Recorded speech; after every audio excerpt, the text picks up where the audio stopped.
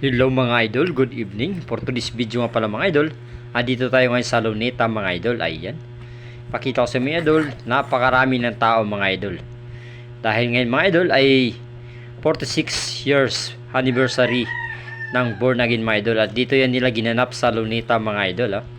Kita nyo naman yan mga idol, napakarami ng tao ngayon mga idol dito. Halos Luzon, Visayas at yan doon, yung andito na lahat mga idol.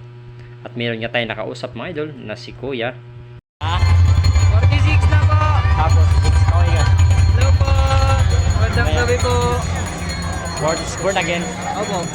46. Happy 46th anniversary sa Born Again. GIL po. GIL. Ano pangalan mo? RM po. Arim. Raymark. From Ilocos Norte po. Hello.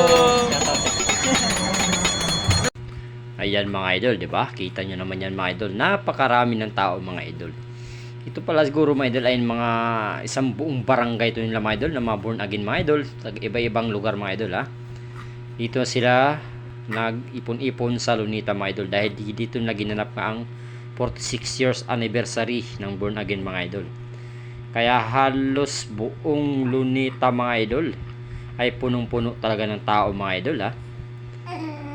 Dito sa may Grand Studio mga idol talagang punong-puno ng tao mga idol. Kita nyo naman talaga yan no. Ayan. I-ronda ko muna kayo mga idol ha. Ikot-ikutin natin ng konti mga idol. Tingnan natin yung mga tao dito. Ayan o. Nagkasiyahan naman sila mga idol ha. Diba? Tapos yung mga idol nakadilaw, may naka-green. Kasi yung mga kulay na manabit na mga idol ay meron yung ano nila. Kung taga saan talaga sila. Yun. May nakaputi. Yun. Para kilanan nila ang bawat isa kung saan lugar sila nabibilong mga idol. Diba?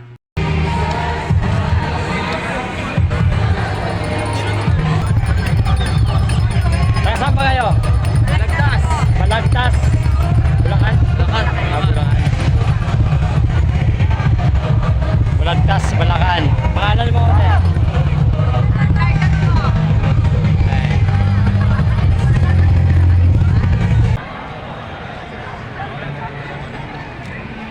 Taga saan kayo?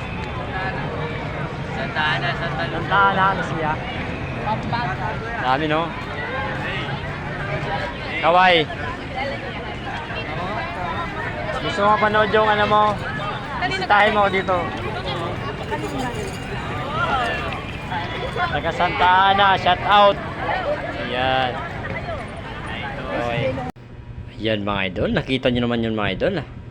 Taga iba't ibang mga lugar sila mga idol ha. Andito na dumadalo ngayon mga idol ng 46 years anniversary ng Born Again mga idol, di ba?